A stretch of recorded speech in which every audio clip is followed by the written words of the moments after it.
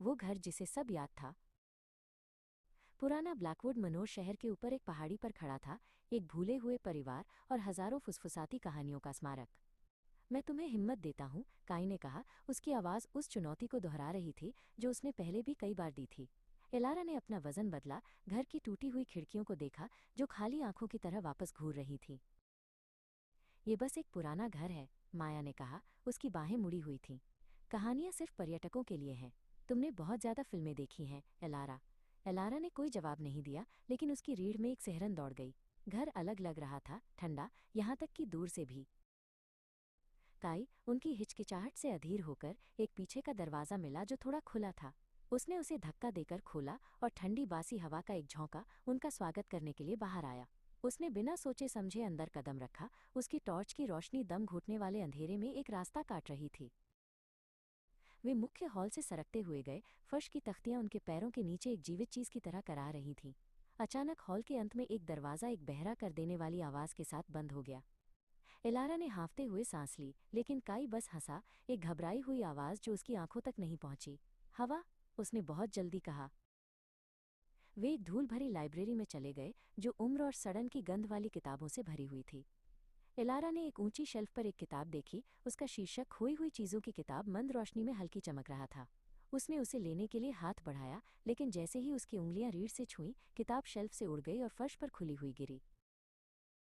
किताब एक टूटे हुए चांदी के लॉकेट की तस्वीर वाले एक पृष्ठ पर खुली थी। ये वही लॉकेट था जो उसकी दादी ने उसे दिया था, जिसे उसने सालों पहले एक कैंपिंग यात्रा में खो दिया था। उसके पेट में एक ठंडी दहशत बैठ गई। घर सिर्फ पुराना नहीं था, वो देख रहा था, वो याद रख रहा था।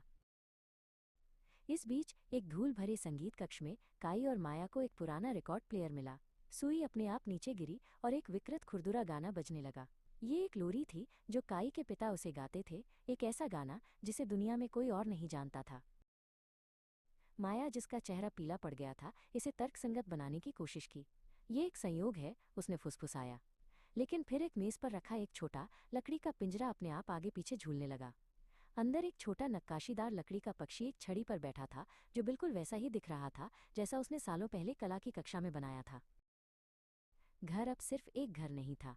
ये एक ऐसी जगह थी जो उन्हें जानती थी, जो उनके गहरे रहस्यों और डर को जानती थी। गलियारों में एक फुसफुसाहट गूंज रही थी, उनके नाम पुकार रही थी, उनका मजाक उड़ा रही थी। उन्हें एहसास हुआ कि घर उनके आतंक पर पल रहा था, उनके घबराए हुए दिलों की हर धड़कन के साथ मजबूत हो रहा था। हमें जाना होगा, एलारा ने कांपती हुई आवाज में कहा। हमें इसका सामना करना होगा। वे एक साथ खड़े हुए और एक एक करके उन्होंने अपनी सच्चाई बताई। एलारा ने अपनी चिंता स्वीकार की, काई ने अपनी असफलता के डर को स्वीकार किया और माया ने अपने गलत होने के डर को स्वीकार किया। जैसे ही उन्होंने बात की, घर कराह उठा और फुसफुसाहट फीकी पड़ गई। सामने का दरवाज़ा जो बंद था खुल गया। वे रात में बाहर भागे, ताज़ी हवा के लिए हाँफते हुए। उन्होंने पीछे मुड़कर नहीं देखा। घर उनके पीछे शांत और अंधेरा खड़ा था, उसके रहस्य एक बार फिर से बंद हो गए थे।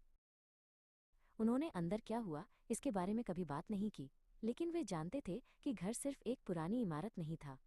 यह एक दर्पण था, और सबसे डरावनी चीज़ें जो उसने उन्हें दिखाईं वे थीं जिन्हें वे खुद से छिपा रहे थे।